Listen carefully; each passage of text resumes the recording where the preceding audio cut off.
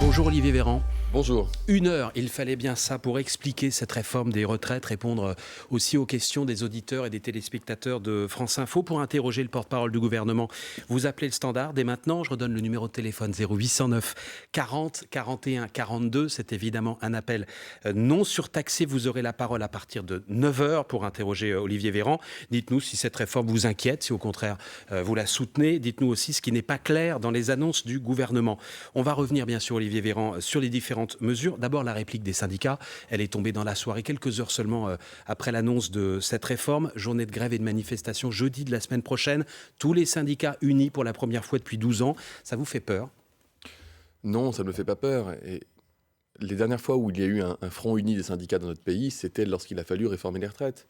Que ce soit des réformes d'ailleurs qui ont pu être passées sous des gouvernements de droite. La CFDT à l'époque soutenait la réforme. De gauche, la toute dernière. Parce que la toute dernière n'emportait pas de conséquences de court terme.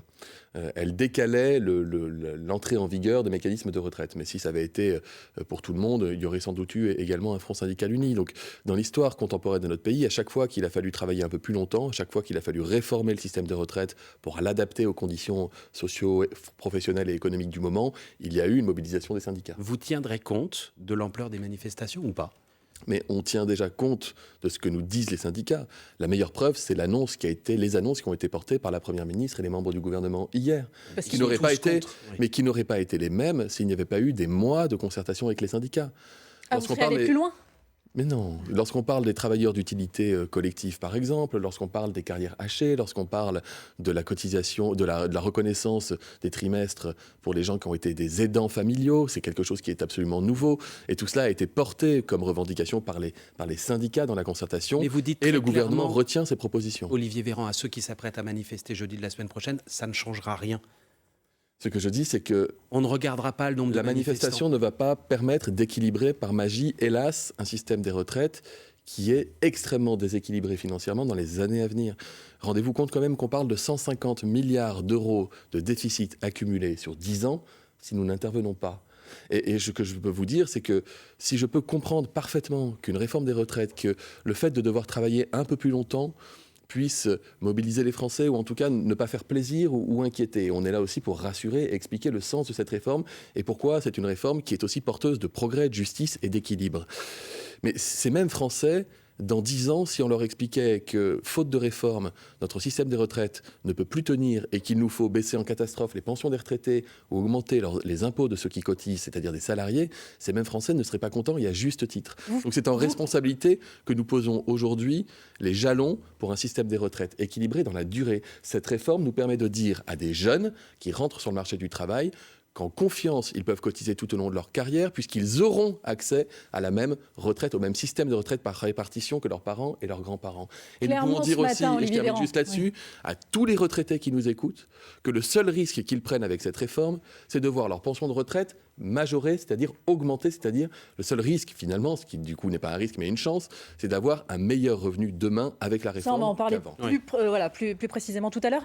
Clairement, Olivier Véran, ce matin, vous dites peu importe l'importance de la mobilisation dans la rue dans les jours à venir, on ira jusqu'au bout. Mais c'est un projet que nous allons présenter en Conseil des ministres le 23 et qui sera ensuite examiné par le Parlement. C'est-à-dire que la Première ministre n'a pas annoncé la promulgation d'une loi. Elle a annoncé la présentation à venir d'un projet de loi en expliquant les contours détaillés. Vous irez jusqu'au bout, Olivier Véran ? Nous voulons aller jusqu'au bout. Nous voulons aller jusqu'au bout parce que si nous ne le faisions pas, nous n'équilibrerions pas notre système de retraite et donc nous dirions aux Français qu'il n'y a que 2 alternatives, celle qui consiste à augmenter les impôts ou celle qui consiste à baisser le niveau de vie des retraités. Mais c'est encore amendable, nous ne le souhaitons pas. Le texte est encore amendable. Mais le texte, par définition, il ira au Parlement. Le Parlement, c'est l'institution qui a vocation à travailler sur un texte et donc à pouvoir l'amender, à le modifier s'il le souhaite. Mais d'ores et déjà, nous avons fait quelque chose qui est assez différent des réformes précédentes. C'est-à-dire que la Première ministre a déjà internalisé, intégré, annoncé les propositions principales des groupes de majorité et des oppositions, notamment les LR, qui lui avait dit que si on intégrait ces dispositions, ils étaient susceptibles de voter la réforme. C'est-à-dire que sans même attendre le débat, nous avons déjà amendé, amélioré, renforcé notre texte pour qu'il puisse répondre à une majorité qui sera, je l'espère, une majorité absolue au Parlement. Sur la première mesure de cette réforme, le report de l'âge légal est donc porté à 64 ans en 2030, 63 ans et 3 mois à la fin du quinquennat, avec 43 années de cotisation. C'est donc une clause de revoyure, c'est-à-dire que le prochain président en 2027 pourra dire à 63 ans, c'est bon, on arrête. Ce n'est pas une clause de revoyure, c'est une étape.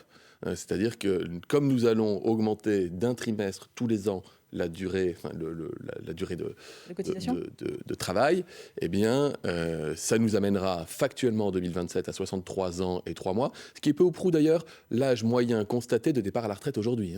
Quand on parle d'âge légal à 62 ans, il faut savoir qu'il y a une grande partie de nos compatriotes qui, de fait, partent déjà au-delà de 62 ans et qui, en pratique, partent plutôt à 63 ans et demi. Et ça va même naturellement monter à 63,8 ans. Et donc, vous voyez qu'en 2027, avec l'âge légal, rejoindra finalement l'âge moyen constaté de départ à la retraite actuelle. Toutes les études d'Olivier Véran montrent que ce sont ceux qui commencent à travailler assez tôt, 18, 19, 20 ans, ceux qui ont des carrières hachées, plutôt les femmes, ceux qui ont des petits salaires qui vont devoir travailler le plus dans cette réforme. Est-ce que vous assumez le caractère injuste du report de l'âge légal à 64 ans ? Est-ce que vous dites qu'il n'y avait pas de choix à partir du moment où on touche à ce critère-là ? Argument qu'avait lui-même dénoncé Emmanuel Macron il y a quelques années. Pardon, Marc Fauvel, ce que vous dites est factuellement faux, je veux bien qu'on en discute. Emmanuel Macron l'avait dit lui-même. Je suis arrivé ce matin, j'ai croisé une personne qui m'a dit « Moi, je ne suis pas content de la présentation, je n'invente rien. Oui. » Une personne qui m'a dit « Je ne suis pas content de... » Quelqu'un de Radio France qui vous a dit ça ou à l'extérieur ? Radio France, peu importe qui, mais quelqu'un de Radio France. Et votre collègue peut en témoigner. Qui me dit « Je ne suis pas contente parce que je suis né en 63. J'ai commencé à travailler à 20 ans, mais en réalité, avant 20 ans, j'ai déjà cotisé 5 trimestres. Et j'ai appris hier qu'il me faudrait travailler 2 trimestres de plus. » J'ai dit « Ben non. » Parce que là, on est dans le dispositif carrière longue. Vous venez de me dire que les perdants sont ceux qui ont commencé à travailler tôt. J'ai donné un exemple. Actuellement, la personne est partie de la discussion en étant rassurée, en disant « Ah bon ?» Parce qu'en fait, la situation ne va pas changer. Ça, c'est pour ceux qui ont commencé avant 20 ans. Vous avez raison, Olivier Véran. Mais si on a commencé à travailler à 20 ou 21, on n'est pas dans le dispositif carrière longue. Et il faudra aller jusqu'à 64. Pardonnez-moi, vous me posez la question de ceux qui ont commencé à travailler tôt. Et j'ai bien dit 19 ou 20 ans. Actuellement, ceux qui ont commencé à travailler tôt dans notre pays, c'est les gens qui ont commencé à travailler avant l'âge de 20 ans. Ce n'est pas de notre réforme, c'est déjà des réformes précédentes. Ils sont nombreux. Et pour eux, des dispositifs d'accompagnement persistent et voire même ils sont renforcés, c'est-à-dire que si vous avez commencé à travailler très tôt, c'est-à-dire avant 16 ans, vous pourrez même partir plus tôt factuellement avec notre réforme à la retraite qu'avant la réforme. Ça, c'est un point important. Deuxième point que vous avez dit, parce que je veux qu'on soit précis. Quand vous dites les femmes et les carrières hachées, pardonnez-moi, notre réforme ne sacrifie pas, loin s'en faut, les femmes et les carrières hachées. Je vais vous donner un exemple. On va enfin prendre en compte le congé parental qui concerne des milliers de femmes dans notre pays chaque année et qui jusqu'ici, pendant le congé parental, ne validaient pas des trimestres. Ce sera désormais différent. C'est-à-dire que si vous avez un congé parental, ça comptera dans votre durée pour valider Emmanuel Macron, il y a 3 ans, quand il disait, au moment de défendre une autre réforme, si on touche à l'âge légal, on fait une erreur, il se trompait. C'était un autre Emmanuel Macron. Je reviens sur le dernier élément. Parce que comme vous avez fait une salve de trucs, c'est pas... Il y avait 8 questions mais dans ma question. Encore une fois, pour préciser, prenez un autre exemple, les aidants familiaux. Si vous êtes obligé d'arrêter de bosser parce que votre parent, parce qu'un parent, etc., malade ou en situation de handicap nécessite que vous soyez plusieurs mois à ses côtés. Aujourd'hui, c'est à perte pour votre retraite.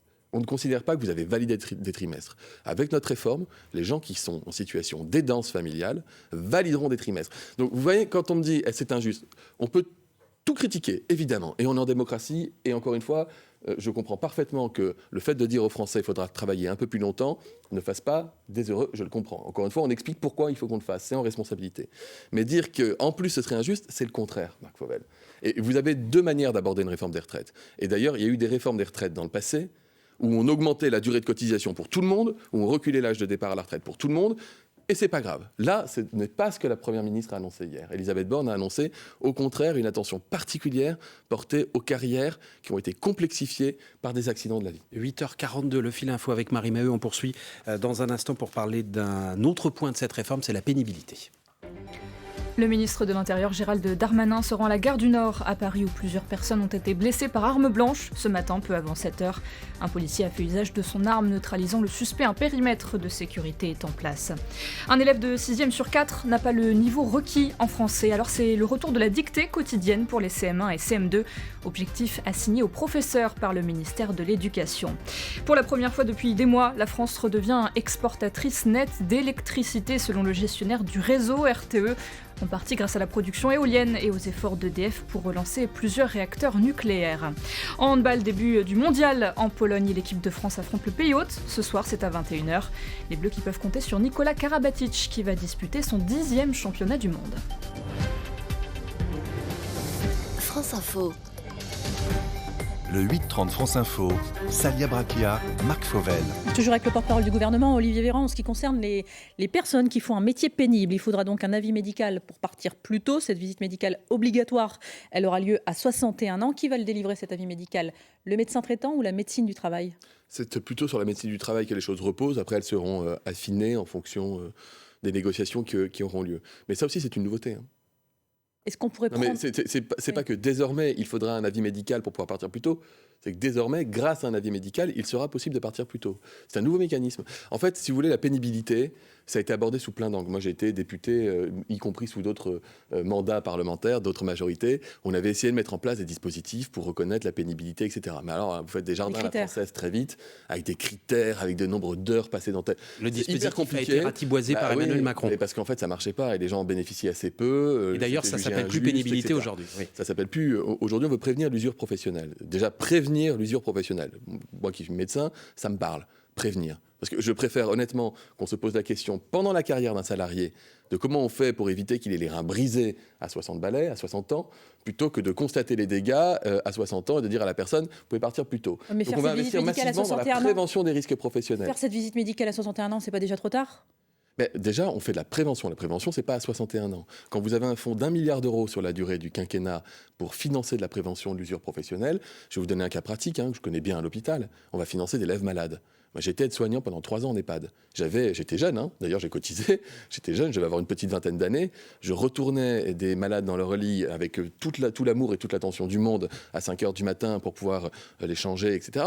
Mais ça m'a brisé le dos en 3 ans de nuit. Bon, alors qu'aujourd'hui, il existe des dispositifs qui permettent de ne pas se fatiguer physiquement comme des lèvres malades. On va les financer pour permettre de faire de la prévention. Ça, c'est très pratique. C'est donc le médecin traitant. Je reviens parce que c'est une précision que n'avait pas donnée Elisabeth Borne hier. Le médecin traitant, c'est le médecin du travail qui est du travail de l'entreprise habilité à faire la visite. Après, je vous dis, il y a des choses qui sont question toute bête, il y a plein d'entreprises où si on se rend compte qu'il n'y a pas assez de médecins du travail et que ça peut passer par le médecin traitant, voilà, ça sera. Donc à 61 ans, il dira si la personne peut s'arrêter avant 62 ans. Il y a 6 critères aujourd'hui de pénibilité. Est-ce qu'il va y en avoir des nouveaux ? Certains, par exemple, qui avaient été supprimés ces dernières années, vont revenir. C'est ce qui va être concerté, négocié. L'idée, c'est d'arriver à tenir compte du plus de situations possibles qui, objectivement, fatigue les corps, use les corps. Mais vous avez aussi des critères qu'on va laisser chiffrer, mais qu'on va d'ailleurs améliorer. Pour le travail de nuit, moi aussi j'ai bossé de nuit, comme étudiant, je vous le disais tout à l'heure. Jusqu'ici, il faut travailler 120 nuits par an pour considérer que vous avez un critère de... Ça va passer à 100. Ça va passer à 100. Quand vous faites les 3-8, c'est-à-dire quand vous êtes obligé de changer en permanence de rythme de vie, autant un jour vous bossez la nuit, le lendemain vous bossez la journée, etc. Là aussi, on va simplifier, on va diminuer, puisqu'on va passer je ne sais plus, le chiffre précis, peu importe, mais enfin on va simplifier. Donc, des critères plus importants, plus élargis en tout cas, une visite médicale à 61 ans. La CFDT veut que ce soit automatique tout au long de la vie. La CFDT veut que ce soit automatique. Vous dites quoi ? La visite médicale. Elle sera obligatoire, elle sera systématique, cette visite à Mais la CFDT demande que ce soit la pénibilité en elle-même, le fait d'avoir, pour un déménageur, porté des meubles toute sa vie, le fait d'avoir travaillé la nuit, qui donne droit automatiquement à un départ plus tôt. Vous dites, non, on gardera ce passage chez le médecin à 61 ans, forcément. Non, il y aura sans doute des carrières, des métiers, des situations qui justifieront une forme d'automaticité. Tout ça va être concerté. Tout ça va être concerté. Ça n'a pas été dit, à ma connaissance, hier par Elisabeth Borne. Il y aura peut-être un peu d'automaticité.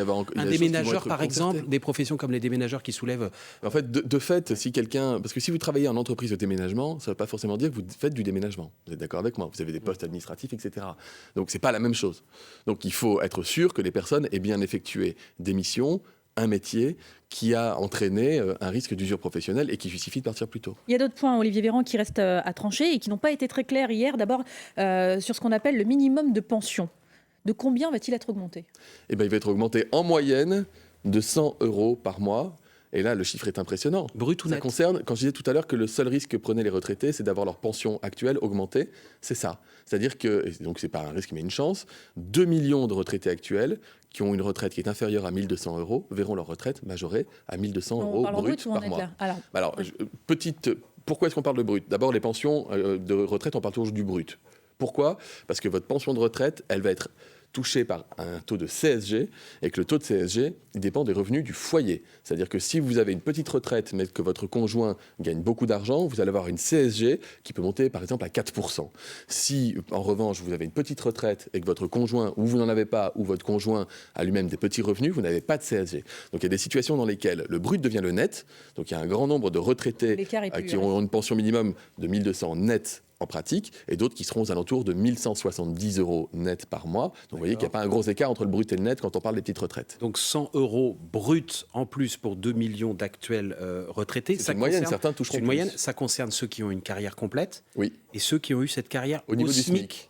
Au minimum. Pour ceux qui n'ont pas tout leur trimestre nécessaire, on a pu lire certains dans la presse, dans les Échos, pour ne pas les citer, qui aurait peut-être aussi un dispositif au prorata du nombre de trimestres cotisés. Je sais que c'est technique, mais ça intéresse sans doute des millions et des millions de retraités actuels. Ouais. Est-ce que ce sera le cas ? Est-ce qu'il y aura quelque chose, moins que 100 €, mais quelque chose quand même ? D'abord, vous dire que ce dont on parle là, c'est-à-dire d'avoir enfin une pension de retraite digne pour pouvoir vivre, ça va concerner 2 millions de retraités actuels et 200 000 nouveaux retraités chaque année. C'est pas rien, hein. C'est une part conséquente des retraités. Et ensuite, vous dire qu'il existe d'autres dispositifs, comme le minimum vieillesse, qui permettent à des personnes, notamment des indépendants, des gens qui ont eu des carrières très hachées avec des carrières incomplètes, avec un niveau que le président de la République avait déjà revalorisé à 1 000 € lors du mandat précédent. Mais ça, c'est dès cette année ? C'est financé ? C'est financé, c'est dès cette année, c'est-à-dire à compter de septembre 2023, quand la réforme va s'appliquer, eh bien, des millions de Français vont voir leur petite pension augmenter. Et je crois qu'on peut tous saluer ça. D'ailleurs, vous parlez des syndicats. Il n'y a pas de désaccord, au contraire, des syndicats autour de ce point-là. Et il n'y a pas de désaccord des groupes d'opposition sur cet aspect-là. Donc vous voyez que la réforme des retraites, il y a l'âge, ok, d'accord, mais enfin c'est ce qui nous permet d'équilibrer tout le reste. Et vous avez tout un tas de mesures dont on a égrené quelques-unes déjà, sur les femmes, sur les aidants, sur les petites pensions de retraite, qui elles font consensus parce qu'elles vont dans le bon sens. Et ce sont des mesures de justice, d'équilibre et de progrès. Olivier Véran, porte-parole du gouvernement, invité de France Info. Il répondra à vos questions dans une grosse dizaine de minutes. À présent, vous nous rappelez, Salia, le numéro du standard que j'ai oublié. C'est une colle, 0809 40 41 42. 0809 40 41 42. Merci, Salia. Je le connais par cœur. Oublié. Oui, dans un quart d'heure. Donc vos appels à Olivier Véran qui répondra à toutes vos questions. Allez-y, n'hésitez pas. Le fil info tout d'abord à 8h50. Merci Salia. Voici Marina. De plus en plus de voix s'élèvent contre le patron de la Fédération française de football, Noël Le Graët, qui doit s'expliquer ce matin devant son comité exécutif. Après ses propos polémiques sur Zinedine Zidane et alors qu'un nouveau témoignage l'accuse de comportement déplacé envers les femmes. Les manifestations ne vont pas permettre d'équilibrer le système des retraites, défend ce matin Olivier Véran, porte-parole du gouvernement sur France Info. Les syndicats appellent à une grande mobilisation le 19 janvier opposée au report de l'âge de départ à 64 ans. Des bombardements russes frappent Kharkiv dans l'est de l'Ukraine, quelques heures seulement après la visite de la chef de la diplomatie allemande, Kiev qui presse l'Allemagne de lui fournir des blindés lourds. C'est le retour des soldes d'hiver, officiellement lancés pour 4 semaines, dans un contexte d'augmentation des prix, plus 7% pour l'habillement depuis l'été dernier. France Info. Le 8-30 France Info, Salia Brachia, Marc Fauvel. Le cœur de la réforme, ou l'un des cœurs de cette réforme, Olivier Véran, c'est le travail des seniors, c'est-à-dire qu'il y ait davantage de personnes de 50 à 64 ans qui soient encore dans un emploi au moment de partir à la retraite. La mesure phare dans ce domaine proposée par le gouvernement, c'est la mise en place d'un index qui concernerait les entreprises de plus de 300 salariés pour recenser leurs effectifs de seniors, c'est-à-dire de plus de 50 ans, dans leur entreprise. Question toute bête, si une entreprise publie cet index, mais qu'elle n'a aucun senior, il se passe quoi ? On va en discuter, mais dans les autres cas d'index qui peuvent exister, comme par exemple le recrutement de salariés en situation de handicap, il peut y avoir des pénalités financières pour l'entreprise. Donc l'index sera obligatoire, mais pour l'instant, le caractère obligatoire de proportion de seniors, elle n'est pas... L'idée est bien que lorsqu'il y a un index qui soit mis en place et qui serve à quelque chose. Donc tout ça va être concerté. Il y aura des sanctions. Vous connaissez l'esprit. Après, il faut bien comprendre un truc. Donc, en France, d'ailleurs, avec les précédentes réformes, et partout ailleurs en Europe, à chaque fois qu'il y a eu un recul de l'âge de départ à la retraite, il y a eu un recul de l'âge des difficultés rencontrées par les seniors dans l'entreprise. C'est-à-dire que plus les gens travaillent tard dans un pays européen en conséquence d'une réforme, eh bien, plus les seniors restent longtemps dans l'entreprise. Et généralement, c'est un mécanisme parallèle. C'est-à-dire que si vous faites plus de 2 ans, c'est plus de 2 ans de l'autre côté. Donc, ça veut dire qu'il y aura de toute façon davantage d'investissement dans l'entreprise pour les seniors. Mais Et pas vous d'obligation. n'excluez pas que les entreprises qui ne jouent pas le jeu, qui licencient, qui se séparent de trop de seniors, donc payent des amendes ou soient sanctionnées. Je vous dis que l'esprit aujourd'hui, c'est d'avoir une responsabilité au sein de l'entreprise avec un nouvel outil. Après, on va regarder par branche professionnelle. Et c'est quelque chose qui deviendra un outil obligatoire dans la gestion des effectifs au sein de l'entreprise. Quand on dit qu'il y a une obligation, en général, ça veut dire que l'obligation, elle est contrôlée et que si l'obligation n'est pas respectée, il se passe des choses. Mais ensuite, ce sera la concertation. Olivier Véran, François Bayrou dit qu'on aurait pu ajouter une autre mesure dans cette réforme. C'est une petite hausse des cotisations patronales sur les retraites. Est-ce que vous êtes prêt à le faire ? En fait, on va avoir un mécanisme de hausse de 0,1% des cotisations qui va être compensé par une réduction de 0,1%, c'est-à-dire la même chose, des cotisations dans une autre branche de la Sécu. Donc vous ai ça ne parlé coûtera détails, rien aux si vous en êtes entreprises. d'accord, parce que ça Oui. me passionne, moi, parce que j'ai été rapporteur général du budget de la Sécu, mais honnêtement... Mais ça ne coûtera pas 1 euro aux entreprises, hein, c'est compensé. Non, mais pourquoi ? Parce que, en fait, si vous augmentez les cotisations patronales, pourquoi est-ce qu'on ne fait pas payer davantage les entreprises ? En fait, parce que vous allez casser de l'emploi. Et si vous augmentez, par exemple, de 0,7 ou d'1 point les cotisations des entreprises pour financer les retraites, c'est ce qu'il faudrait à peu près pour équilibrer une partie du dispositif, une partie, vous cassez 150 000 à 200 000 emplois directs. Bruno Boum. ça veut Le dire Maire que a si donné vous- le chiffre Si vous hier, détruisez Olivier 150 Véran, 000 il est emplois, important. ça veut dire que vous allez verser plus d'allocations chômage, et donc ça va coûter à la Sécu, et donc vous déséquilibrez la Sécu, et donc par effet de conséquence, ça rejaillit ensuite sur les Olivier Véran, Bruno Le Maire a donné le chiffre hier. Il a dit, pour revenir à l'équilibre en 2030, si on ne faisait aucune mesure d'âge, si on augmentait uniquement les cotisations des employeurs, il faudrait les augmenter de 440 euros par an, ce qui fait précisément 36 euros par mois. Pour 36 euros par mois, on évite la retraite à 64 ans. Ça vaut pas le coup. En fait, je vous donne l'impact en termes d'emploi. Après, vous savez, nous, on se bat pour le plein emploi. Et on vise le plein emploi. Et c'est notre priorité. Et ça tombe bien parce que le chômage est en chute libre dans notre pays. Et que la France est un pays qui réindustrialise. Vous aurez noté qu'il y a 2 semaines, on me parlait de pourquoi est-ce qu'il n'y a pas d'usine qui fabrique du paracétamol. Il y a 2 mois, pourquoi on n'a pas d'usine textile pour fabriquer Oui, mais là, quand on voit les 36 euros, on trucs se des dit, Jeux Olympiques. Non, mais attendez, à C'est chaque fois, ridicule par rapport à l'effort que demandé aux Français. mais ça vous semble ridicule. Je vous dis juste que la dynamique pour des entreprises de la stabilité fiscale ou de la réduction des impôts est une dynamique qui crée de fait des emplois dans notre pays. Sachant que les impôts Et des donc, on ne entreprises peut pas baissent la de 4 casser cette milliards cette dynamique année. parce que Ouais. sinon, ça va nous coûter plus cher en prestations sociales à verser aux chômeurs et ça va déséquilibrer le système des retraites davantage. Donc c'est niette, si le MoDem pose cet amendement pendant l'examen au Parlement, il ne sera pas retenu par le gouvernement. Et nous Parce avons... que c'est François Bayrou qui le propose aujourd'hui. Mais j'ai bien compris, j'ai bien entendu les propositions de François Bayrou Oui. et nous en discutons. Ce que je vous dis, c'est que le choix que nous faisons, c'est de ne pas augmenter les impôts ni des Français ni des entreprises, mais de continuer à les baisser, ce que nous faisons. Parce que c'est important pour le pouvoir d'achat des Français et parce que c'est important pour la logique du plein emploi et que nous avons fait le choix de demander de consacrer les efforts sur le fait de travailler un peu plus longtemps que sur le matraquage fiscal des uns et des autres ou sur les baisses de pensions des retraités. Je rebondis puisque vous parlez du débat parlementaire. La réforme va être examinée à partir du 6 février dans le cadre du projet de loi de financement rectificatif de la sécurité sociale, ce qui vous permet de limiter les débats dans le temps, 30 jours de débat, dont 20 maximum à l'Assemblée nationale. C'est pour éviter de donner du souffle aux manifestants, en fait ? Non. D'abord, moi, je souhaite qu'il y ait des débats à l'Assemblée nationale. Et je crois que Mais je là, suis vous même limitez- vous certain les limitez. que les groupes de la majorité et que plusieurs oppositions responsables souhaitent qu'il y ait du débat. Et il faut montrer aux Français, parce que c'est important, que la démocratie est vivante et que les retraites font l'objet de véritables joutes verbales, de discussions, d'échanges et pourquoi pas d'améliorations par des amendements de notre texte. Ce que je crains, c'est que les conditions du débat ne soient pas réunies. Quand j'entends Madame Panot, la présidente du groupe de la France Insoumise, ou la présidente du parti écolo, nous promettre une ZAD, j'avais déjà dénoncé le zadisme parlementaire. Le zadisme parlementaire, c'est ce qui consiste à empêcher les débats. C'est-à-dire à vous couvrir, à vous inonder d'amendements. Alors ils sont très contents, Mme Panot nous explique que chaque député de la France Insoumise déposera 1000 amendements. Alors ne me dites pas que ce sont des amendements qui visent à discuter le fond du texte. Ce sont des amendements dont le nombre vise à interdire le débat. Interdire le débat. le fait Et ça, de c'est pouvoir- dommage parce qu'on a besoin de ce débat démocratique. Le fait de pouvoir présenter ce texte dans le cadre de l'examen du projet de loi de financement rectificatif de la sécurité sociale vous permet aussi d'utiliser le 49.3 en gardant Mais votre on joker, aurait pu le utiliser, dernier 49.3 qui vous reste. mais on aurait pu utiliser un 49.3 sur un autre texte. Le dernier gros texte de la réforme des retraites, je crois que c'était le texte de François Fillon, a eu 29 jours de débat au Parlement. Là, nous aurons 20 jours à l'Assemblée nationale et au Sénat. Donc ça veut dire qu'on n'est pas en train de ratiboiser du tout la durée. Et ensuite, nous souhaitons l'adopter sans 49.3. Et je vais vous dire une chose.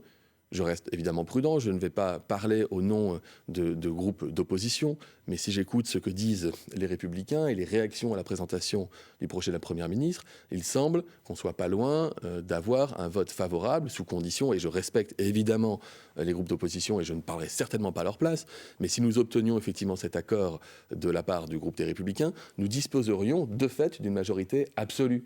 Ça veut dire qu'il n'y aurait pas besoin, dans tous les cas, de recourir au 49.3. Si ça coince, si ça ne se passe pas comme prévu, Olivier Véran, est-ce qu'à un moment ou à un autre, vous consulterez les Français par référendum ? Alors, il n'y a jamais eu de référendum sur la question des retraites. Non, mais et reconnaissez au président de la République d'avoir été très clair au cours de la campagne. Je ne dis pas qu'il a été élu pour la faire, cette réforme. Pas tout à fait, il s'est fait élire, Olivier Véran, sur les 65 ans. Bah oui. Et il a changé d'avis entre les deux tours. C'est pas un changement d'avis. Ah bah si, non, sur le programme, il y avait écrit, vous le savez, vous avez deux mécanismes, 65. Vous avez deux mécanismes qui permettent d'atteindre l'équilibre en 2030 du système des retraites, ce qui est notre objectif.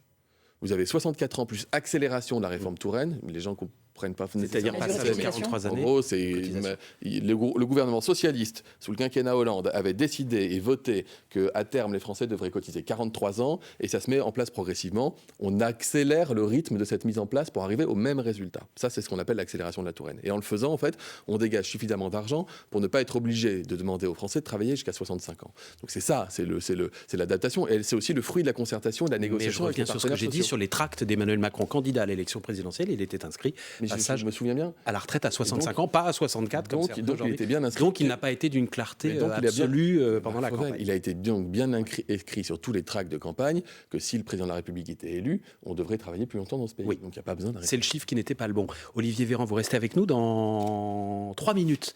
Précisément, les questions des auditeurs. Je vous donne une dernière fois le numéro du standard parce que ça y est, je l'ai retenu.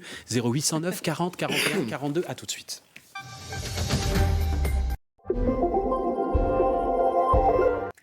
Bonjour à tous. À la une de l'actualité, cette agression à l'arme blanche ce matin, gare du Nord à Paris. Le ministre de l'Intérieur se rend sur place. Vous êtes en train de voir des images en direct donc de la gare du Nord. L'agresseur a blessé légèrement plusieurs personnes. L'individu a été neutralisé par les policiers.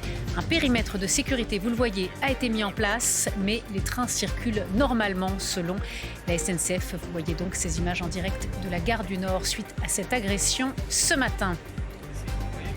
Dans le reste de l'actualité, sur le front des retraites, les regards sont désormais braqués sur la journée du 19 janvier. La Première ministre va devoir affronter une opposition de gauche unie et bien décidée à entrer dans la bataille. Je vous propose de regarder ce tweet d'Olivier. La journée de mobilisation du 19 janvier doit se transformer en raz-de-marée, tous aux côtés des organisations syndicales.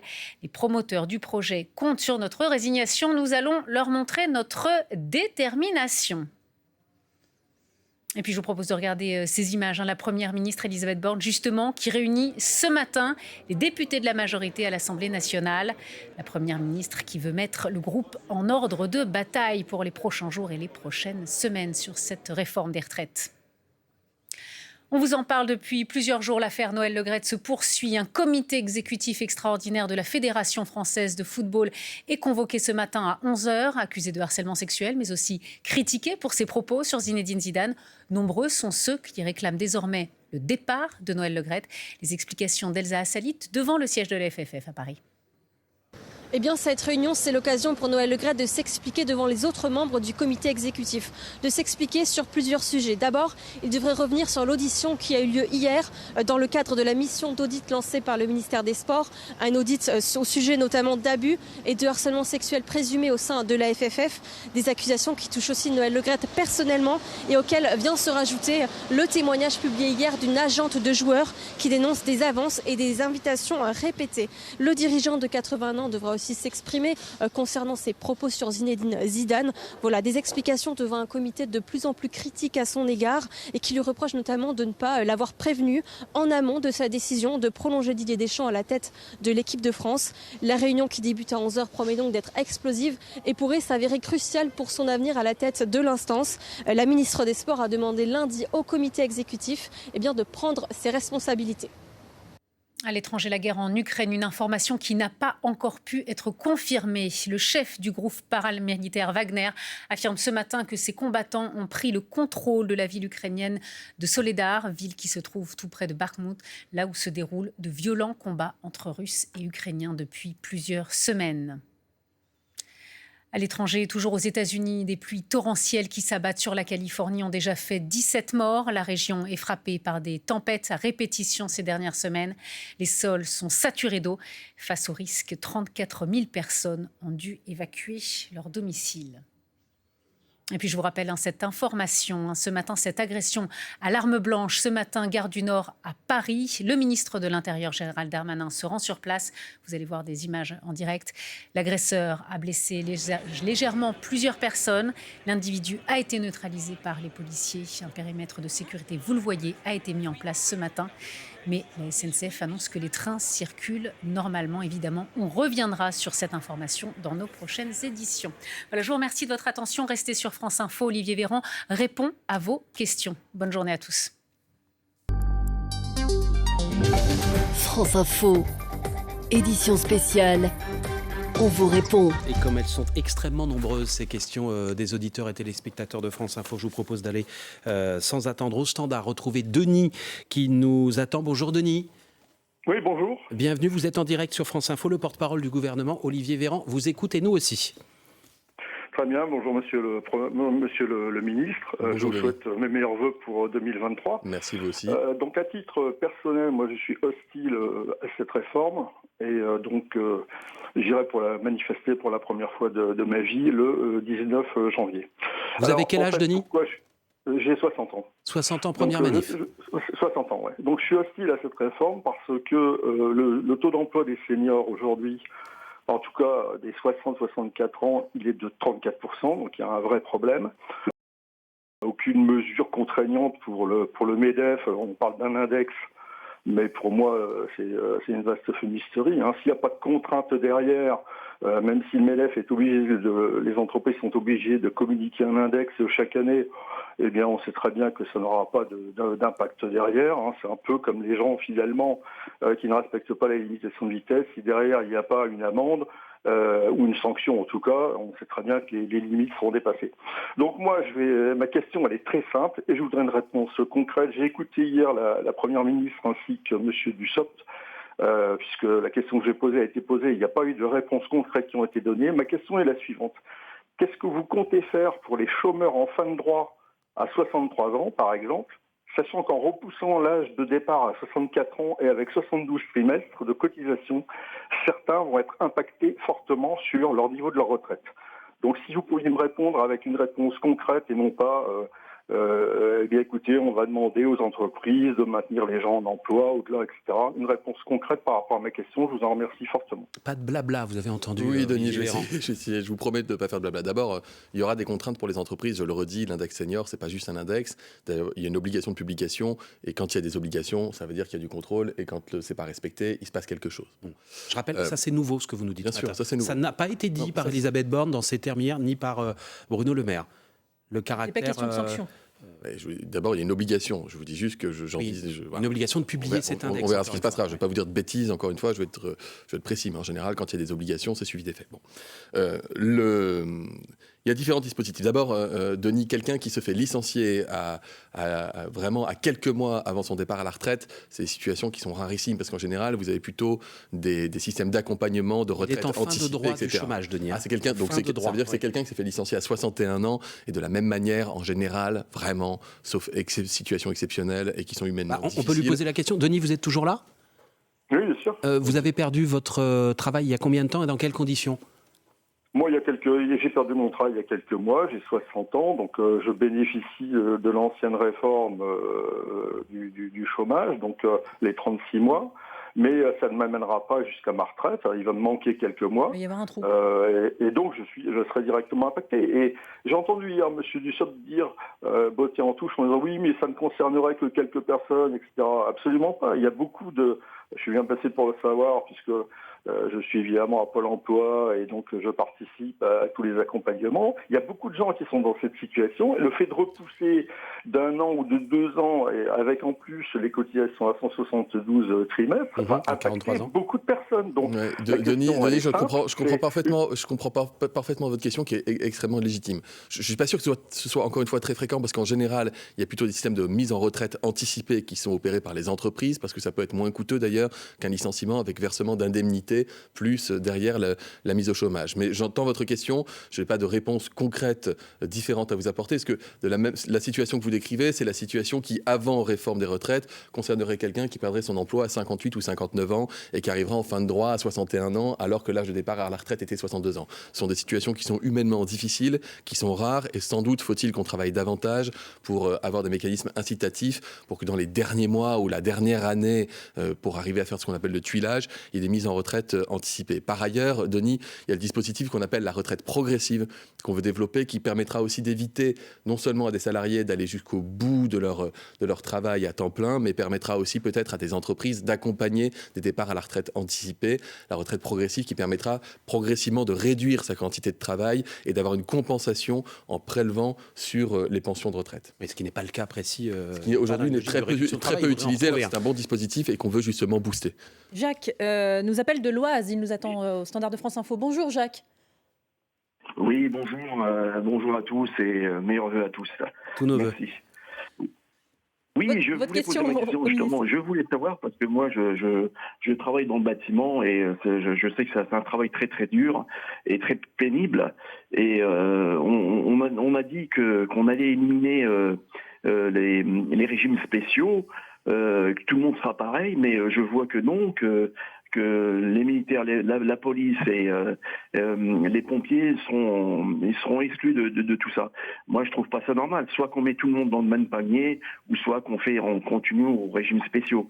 Parce que je pense pas qu'un policier soit plus fatigué qu'une personne qui travaille dans le bâtiment. Vous savez, c'est très dur, surtout en ce moment, avec le froid, l'humidité et tout.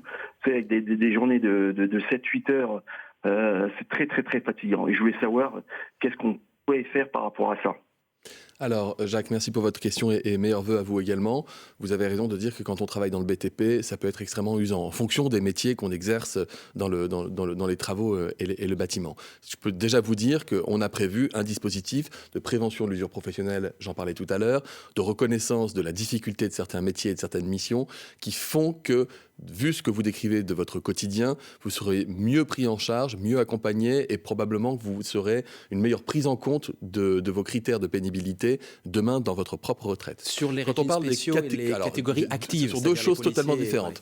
Les régimes spéciaux, on les supprime en flux, c'est-à-dire qu'on ne change pas les règles du jeu pour quelqu'un qui est déjà dans la carrière, mais pour les nouveaux entrants, comme on l'avait fait pour la SNCF, on supprime les régimes spéciaux, ce qui veut dire que ces régimes vont s'éteindre progressivement. Et ça, c'était une attente, c'était un engagement que nous avions pris dans la précédente réforme et que nous tenons. Sur la police, ensuite, il y a ce qu'on appelle les catégories actives, c'est-à-dire les policiers, les gendarmes, les pompiers, les douaniers. Vous avez aussi les aides-soignantes à l'hôpital, qui sont des métiers particulièrement exposés, qui aujourd'hui peuvent partir plus tôt à la retraite, qui vont participer à l'effort collectif avec cette réforme, mais qui pourront continuer toujours à partir plus tôt. C'est-à-dire qu'ils dans ces catégories 5 à 10 ans plus tôt avec l'ancien système, ils partiront 5 à 10 ans plus tôt, voilà. Mais 5 à 10 ans plus tôt que 64. Mais ce que Jacques doit bien comprendre, c'est qu'en pratique, ces catégories actives, je pense aux policiers, etc., la plupart du temps partent au-delà de l'âge auquel elles peuvent partir pour avoir un niveau de pension complet un peu meilleur. Et donc, ça veut dire qu'on va repousser l'âge de départ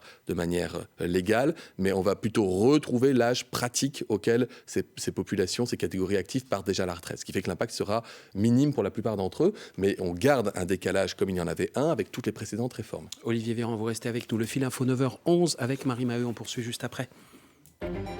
Plusieurs personnes blessées par arme blanche ce matin à la gare du Nord de Paris. Peu avant 7h, un policier a tiré sur le suspect.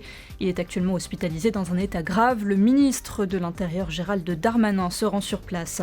Après le Sénat, l'Assemblée nationale adopte le projet de loi d'accélération des énergies renouvelables avec le soutien des députés socialistes, mais sans une partie de la gauche, pour qui le texte ne va pas assez loin.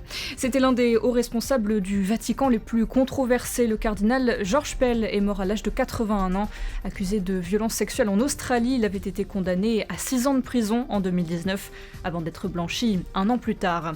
Aux États-Unis, les Golden Globes sacrent un habitué, Steven Spielberg, qui remporte 2 statuettes pour son film The Fabelmans.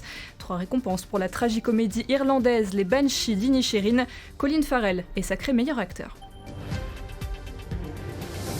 France Info. Spécial, on vous répond. Salia Braclia, Marc Fauvel. La réforme des retraites avec le porte-parole du gouvernement et Géraldine qui nous attend au standard de France Info. Bonjour Géraldine. Oui, bonjour à vous tous. Bonjour Monsieur le Ministre. Du côté de la Charente-Maritime, c'est ça ? Question. Allô ? Oui, du côté de la Charente-Maritime, demandais-je, c'est bien ça ? Oui, c'est cela. On vous écoute, pardon, je vous ai coupé. Oui, alors j'ai 2 questions à poser. Je voulais savoir tout d'abord si la retraite progressive sera maintenue ou pas, et si oui, à partir de quel âge et le nombre de trimestres demandés. Alors, je vous réponds, non seulement elle sera maintenue, mais on veut la booster. Donc, on veut la rendre possible dans le secteur de la fonction publique, par exemple. On veut aussi la booster dans le secteur privé. C'est un bon dispositif. Je le rappelle pour ceux qui nous écoutent. J'ai un certain âge. Je me pose la question de continuer à bosser comme je le fais parce que je commence à fatiguer. Et en fait, j'aurai la possibilité de me mettre à temps partiel et j'aurai un complément de rémunération qui sera prélevé sur mes pensions de retraite. C'est-à-dire qu'en mixant le salaire de mon temps partiel et mes retraites, je conserve mon pouvoir d'achat et je peux travailler un petit peu moins, ce qui me permet d'aller plus progressivement vers la retraite. Ça permet d'éviter l'usure professionnelle, les ruptures anticipées de carrière. C'est peu utilisé, je crois que c'est une vingtaine de milliers de Français seulement qui y ont recours aujourd'hui. C'est insuffisamment connu et on va mettre le paquet sur ce dispositif. Votre deuxième question, Géraldine ?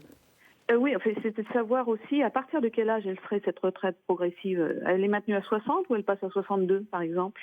Vous me posez une colle, je suis désolé Géraldine, voilà, ça va arriver. Parce que ça va arriver. Ouais. D'accord. Du coup, votre troisième question, Géraldine. Ça va arriver que je me fasse coller. C'est pas... Il avait un joker. En fait, je suis pas sûr que ce soit défini encore, le 60 ou 62. C'était par rapport aux personnes qui avaient élevé seules leur enfant. Je vois qu'il a été offert 4 trimestres pour les personnes qui prenaient des congés parentaux. Je voulais savoir si on pouvait ou pas offrir 4 trimestres aux personnes qui ont élevé seules leurs enfants, aussi bien dans le cadre d'une carrière longue ou dans le cadre d'une carrière normale. En fait, vous avez 8 trimestres quand vous élevez un enfant. C'est le système avant, c'est le système après. On maintient ce dispositif. Donc une femme qui a un enfant bénéficie de 8 trimestres validés dans sa carrière. Ce qu'on ajoute, ce qui est différent, c'est qu'on prend, vous l'avez dit vous-même, en compte le congé parental qui jusqu'ici n'était pas pris en compte. D'accord, mais ces 8 trimestres là par exemple, est-ce qu'on ne peut pas en offrir 4 aux personnes ayant élevé seules leurs enfants ? C'est-à-dire que vous voulez passer de 8 à 12 ? Pardon ? Vous voulez passer de 8 trimestres validés à 12 trimestres ? Non. Moi, ce que je voulais savoir, j'ai le droit à une carrière longue, avec un départ à 62 ans. Seulement, je n'ai pas pris de congé parental parce que je n'en avais pas les moyens. Mais en revanche, je suis une personne qui a élevé seule son enfant. Ah, j'ai compris votre question. Son enfant, et savoir si on pouvait offrir 4 trimestres aussi aux personnes ayant élevé seules leurs enfants. Je vous dis, c'est pas prévu. Ce qui est prévu, c'est 8 trimestres, donc 2 ans complets, validés si vous avez eu un enfant, ce qui est votre cas. Et si vous aviez pris un congé parental pour pouvoir élever votre enfant, que vous l'éleviez seul ou en couple, vous aviez jusqu'à 4 trimestres supplémentaires. Mais il n'y a pas de dispositif pour si vous avez élevé votre enfant mais que vous n'êtes pas arrêté de travailler, puisque vous avez par définition cotisé sur la période pendant laquelle vous avez élevé votre enfant, même si vous l'avez élevé seul, et que je comprends parfaitement le sens de votre question, mais il n'y a pas de système de double cotisation qui existe. Merci beaucoup Géraldine. Des questions vous sont aussi posées, Olivier Véran, sur Internet, les internautes sur franceinfo.fr. J'ai sous les yeux celle de Sophie en Seine-Maritime. Elle est infirmière en psychiatrie depuis 18 ans. Sa question, quelle sera la retraite pour le personnel hospitalier ? Vu les conditions actuelles de l'hôpital, peut-on être infirmier jusqu'à 64 ans ? Alors, il faut savoir qu'en pratique, les infirmières dans notre pays partent après l'âge de départ légal à la retraite. Et quand on prend dans le secteur libéral, c'est même bien après l'âge légal, pour avoir un niveau de pension qui est amélioré.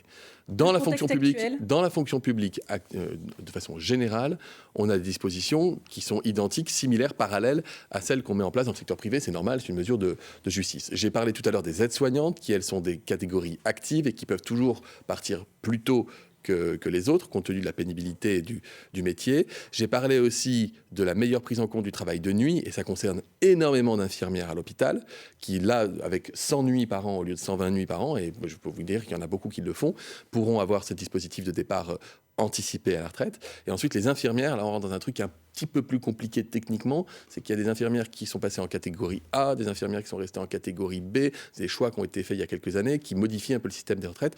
retenez globalement que tout le monde est amené à contribuer à l'effort en fonction de l'âge auquel ils ont démarré, du nombre d'années qui sont cotisées, mais que dans la fonction publique, on a tous les mécanismes d'amortissement, et notamment à l'hôpital, qui existaient, qui existent toujours avec notre réforme. On part du côté du Finistère. Bonjour Yann. Bonjour à tous. Je vous appelle pas pour poser totalement une question, mais c'est surtout parce que je ne comprends pas comment, avant 9h, Olivier Véran, vous pouvez dire que les gens ont voté pour Emmanuel Macron. Ils savaient qu'il y avait la réforme à 65 ans, mais moi, j'ai voté pour Emmanuel Macron, mais c'est pas pour la réforme à 65 ans. C'est pour éviter que le Front National, ou maintenant le RN, passe et nous mette dans une situation où, en gros, l'état de droit en sortait. C'est pas un blanc-seing pour faire la réforme de la retraite. Du coup, ma question c'est, vous prenez en compte ceux qui ont voté à gauche, ceux de gauche ou des autres partis, qui ont voté pour vous, mais pas pour vos réformes en fait? Ou est-ce que on fait passer tout comme ça et on verra après et on fera peut-être encore monter le Front National en 2027? Vous l'entendez cet argument ou pas, Olivier Véran? Yann, si vous avez été attentif, j'ai pris la peine de dire, je ne dis pas que les Français ont voté pour Emmanuel Macron parce qu'il y avait la réforme des retraites. J'ai dit, pendant la campagne, le président de la République s'est engagé à faire cette réforme des retraites, ce qui est différent. Et j'ai parfaitement conscience, et croyez-moi, parfaitement conscience qu'il y a beaucoup de gens qui ont voté pour Emmanuel Macron au second tour, non pas pour qu'il y ait une réforme des retraites, mais pour d'autres raisons. Vous citez notamment celui du Front républicain contre le RN. Donc mon discours n'a jamais été, ne sera jamais de dire les Français ont voté pour le président parce qu'il allait faire une réforme des retraites. Ce que je répondais à la question de Marc Fauvel, qui me disait faut-il un référendum? Je lui disais on aurait pu se poser à la rigueur cette question-là si les gens n'avaient pas été avertis avant de se rendre aux urnes que ça faisait partie des réformes que nous portions en responsabilité. Et je comprends, encore une fois, et je respecte infiniment le fait que Yann ou d'autres Français ne soient pas favorables à la retraite. Ce que je dis à Yann et à d'autres Français, c'est que tout en étant défavorable à la réforme qui a été présentée par la Première ministre, vous devez concevoir des points pour lesquels je vous demande vraiment de regarder les choses dans le détail et vous verrez. 1, si on ne réforme pas, c'est la faillite. C'est 150 milliards de dettes en 10 ans. Yann, vous vouliez réagir sur la question des chiffres, les chiffres sont têtus. Le problème, c'est que le corps, il dit pas ça. Le rapport du corps, il dit pas ça. C'est politique. C'est même lui qui le dit. C'est qu'une réforme des retraites, c'est politique. On parle pas de financiariser, on parle pas d'argent. Qu'est-ce que vous entendez par politique, Yann? Politique que vous faites. Qu'est-ce que vous entendez par politique? Tout est politique, Yann, mais en fait, le corps, il dit pas que ça va être un précipice, que si on réforme pas, ça va être la guerre et qu'on va tomber... C'est 10 milliards sur 300 milliards. Là, c'est une réforme politique. C'est-à-dire que c'est un choix politique de faire une réforme qui concerne que ceux qui travaillent et qui sont... Et moi, j'ai un exemple type. Mon père, il est fonctionnaire. Son salaire, il est en majorité... Il y a une grande partie, c'est de la prime. Et bien, à la retraite, de base, déjà, il touchait pas grand-chose. Il est parti à 60 ans. Il comptait travailler plus tard. Et maintenant, qu'est-ce qu'il fait? Ça veut dire qu'on recule l'âge de retraite et il se retrouve avec encore moins. Ben non, je suis désolé, il a travaillé toute sa vie. Non, c'est pas vrai, Yann. Pardonnez-moi, c'est factuellement... Là, vous dites des choses... Autant je peux comprendre que vous ne soyez pas en accord, autant vous dites des choses... Il y a 2 choses avec lesquelles je ne peux pas être d'accord. 1, en aucun cas de figure, votre père gagnera moins après notre système de réforme qu'avant. Et c'est même l'inverse, puisqu'il aura même la garantie que les pensions ne seront plus gelées comme elles ont dû l'être pendant de nombreuses années. Ça veut dire que chaque année, ses pensions de retraite augmenteront. Donc il est garanti de conserver son pouvoir d'achat. Ensuite, il devra travailler un peu plus longtemps, peut-être, en fonction de sa situation que je ne connais pas. Bon. Ensuite, quand vous dites non, c'est politique. Non, pardonnez-moi. Quand un système est déficitaire, si vous allez voir votre banquier et que votre banquier vous dit vous dépensez chaque mois 1 000 € de plus que ce que vous gagnez, vous n'allez pas vous dire à votre banquier votre marque est politique. Les trouver ailleurs, mais alors, attendez, dans ce cas-là, c'est pour ça que je disais à Yann, il faut s'entendre sur le diagnostic. Si on ne réforme pas, si on n'apporte pas une réforme du système des retraites, c'est la faillite. 150 milliards en 10 ans, 500 milliards d'ici à quelques années. Donc, ça veut dire qu'on est obligé d'apporter une réforme. Le choix politique, il y en a 3. Ou vous augmentez les cotisations des Français, c'est-à-dire les impôts des Français, c'est en moyenne quasiment 500 € de perte de pouvoir d'achat par an pour les Français. Je ne crois pas que dans le contexte d'inflation, ce soit une solution qui remporte l'assentiment favorable de la population. Ou vous baissez les pensions des retraités, c'est-à-dire que vous amputez le pouvoir d'achat des retraités et vous allez créer de la misère chez des gens qui ont fait tourner notre pays pendant toute leur vie. Et ça, nous ne le voulons pas non plus. Ça veut dire qu'il reste comme alternative la possibilité de travailler un peu plus longtemps. Après, Yann, trouver de l'argent un point que je n'ai pas cité, je sais que ce n'est pas un argument qui impacte des masses, mais je vais quand même vous le dire.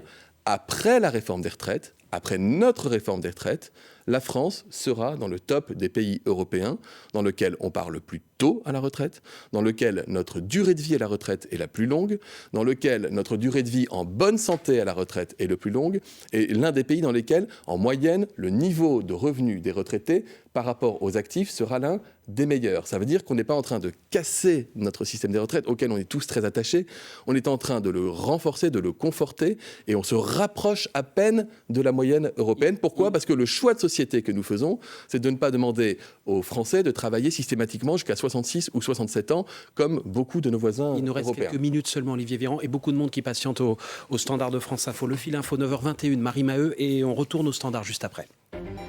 C'est le retour de la dictée quotidienne pour les élèves de CM1 et CM2. Grand plan orthographe lancé par le ministre de l'Éducation qui en appelle aux professeurs. Un élève de 6e sur 4 n'a pas le niveau requis en français. La balle est dans le camp du gouvernement, prévient sur France Info François Omril, le président de la CFE-CGC. L'ensemble des syndicats appellent à une grande mobilisation contre la réforme des retraites le 19 janvier. Fermement opposés au report de l'âge de départ à 64 ans, ils en demandent le retrait. Le ministre de l'Intérieur Gérald Darmanin est arrivé à la gare du Nord à Paris où un homme a blessé plusieurs personnes par arme blanche ce matin. Un policier a tiré sur le suspect. Il est actuellement hospitalisé dans un état grave. 18e journée de Ligue 1 de football, 10 matchs au programme aujourd'hui et notamment PSG Angers, le leader face au dernier. Coup d'envoi à 21h. France Info. Spécial, on vous répond. Salia Braclia, Marc Fauvel. Toujours avec Olivier Véran, le porte-parole du gouvernement, et on file directement au standard de France Info où Chantal nous appelle des Hauts-de-Seine. Bonjour Chantal. Bonjour Monsieur le Ministre. Bonjour Chantal. Alors moi je suis favorable à la réforme des retraites, je vais vous expliquer pourquoi. J'ai 65 ans, tous mes trimestres, 2 enfants, aucune interruption dans ma carrière. Voilà pourquoi. J'ai commencé à travailler à l'âge de 22 ans. Et je suis depuis 40 ans dans le même groupe. Voilà. Pour encourager. Et vous n'êtes pas encore, vous n'êtes pas encore à la retraite, Chantal. Absolument pas. Et je me sens très bien dans la société, donc c'est pas encore envisagé.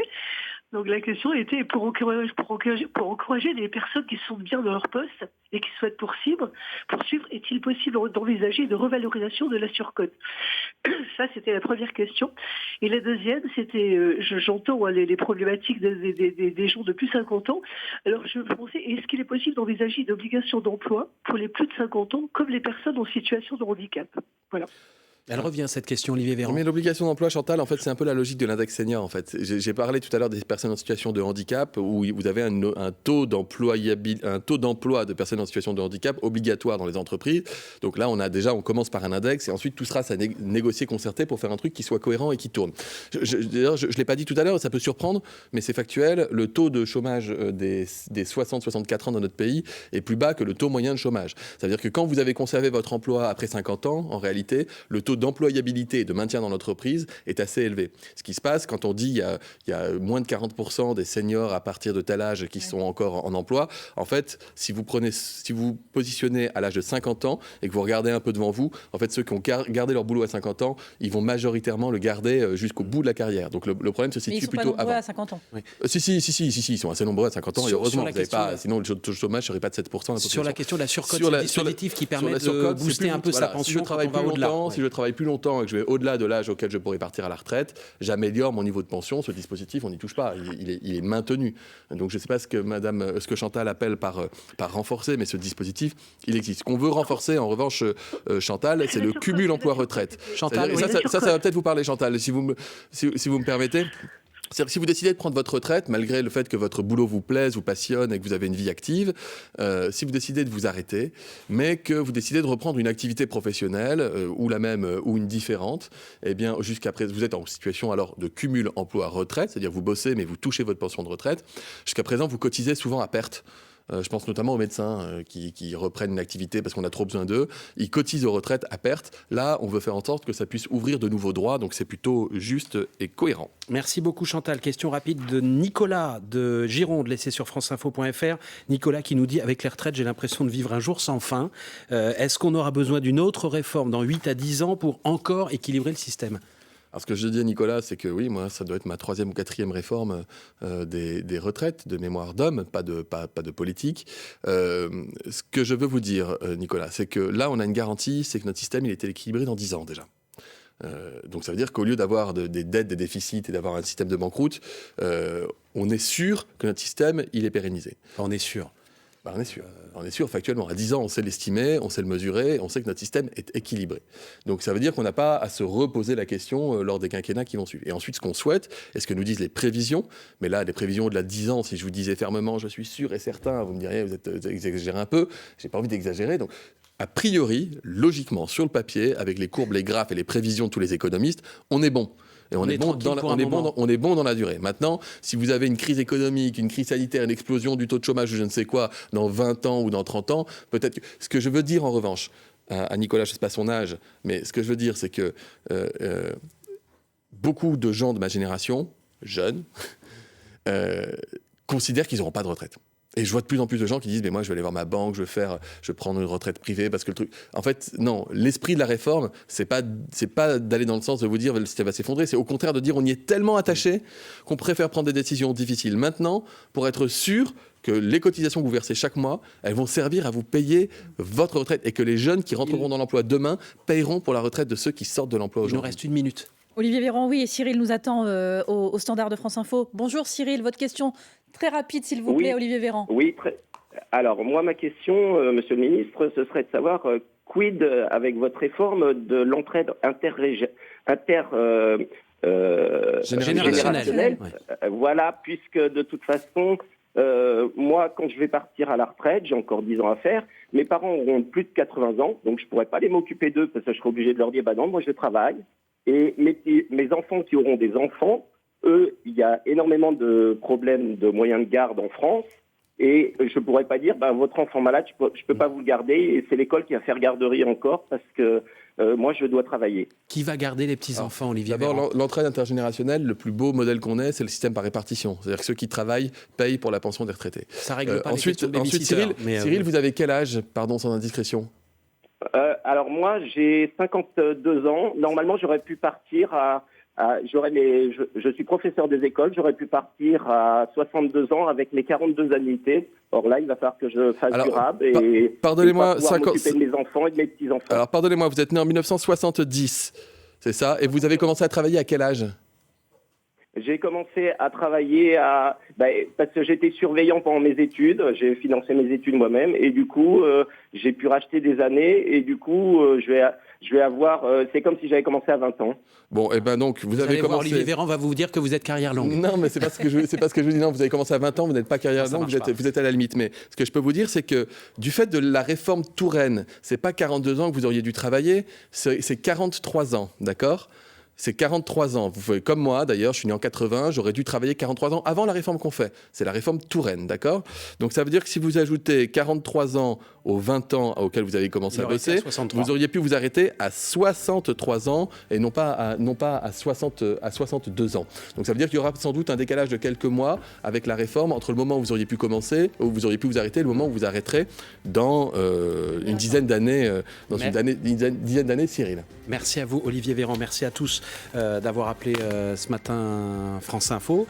On refera cet exercice sans doute sur les retraites avec des partisans de la réforme, avec des opposants aussi. On en a entendu quelques-uns, on en entendra sans doute d'autres également dans les jours qui viennent. Merci beaucoup, soit partisan Olivier. De la réforme, ce qui est important, c'est de parler vrai, c'est de donner les chiffres et d'expliquer les choses telles qu'elles sont. C'est-à-dire que les gens qui vous disent dans l'opposition le système est équilibré, il n'y a pas besoin de faire de réforme, ça part généralement assez mal dans le dialogue. Merci, bonne journée à vous. Merci.